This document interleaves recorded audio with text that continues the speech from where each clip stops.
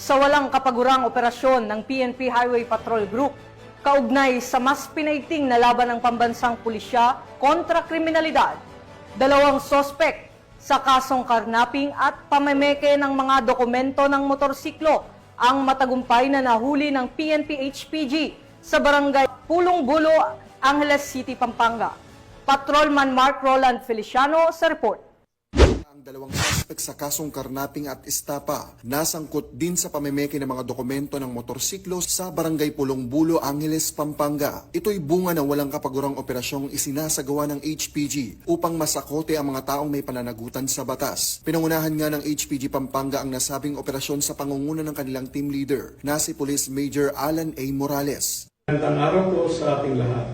Ang Provincial Highway Patrol Team Pampanga ay nagkaroon ng isang matagumpay na on-traffic operation na nagresulta ng pagka-aresto ng dalawang taga-Pampanga na mga suspect na involved sa Lawas Casa Scheme.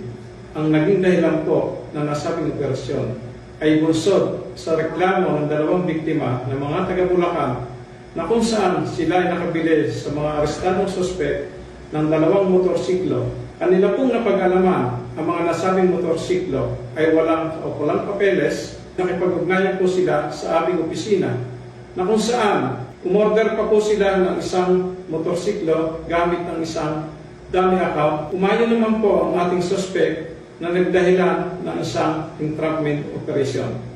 Ugaliin po natin sana na bago po tayo bumili ng mga segunda manong motorsiklo o sasakyan, ay huwag po tayong maingganyo sa murang halaga. Ugaliin po natin na makipag-ugnayan at lumapit po tayo sa pinakamalapit na himpilan ng Highway Patrol Group upang masiguro po natin na ang ating bibilhing segunda-manong motorsiklo o sasakyan ay hindi involved sa anumang illegal na pinaggalingan. Kinilala ang mga sospek na sina alias Chris, 29 na taong gulang at Kenny, 32 taong gulang na parehas na taga San Fernando, Pampanga. Binasahan sila ng kanilang karapatan sa salitang kanilang nauunawaan at ngayon ay nasa kustodiya ng HPG Pampanga para sa dokumentasyon at tamang disposisyon habang inihahanda ang naaangkop na kaso laban sa mga ito. Sa anumang katanungan, reklamo o impormasyon, ang himpilan ng Highway Patrol Group ay palaging bukas upang kayo'y tulungan. Kami ang Guardian of the Highway, ang kakampi nyo sa kalsada na patuloy na magbibigay ng serbisyong HPG dahil dito sa ating bagong Pilipinas, ang gusto ng pulis, ligtas ka.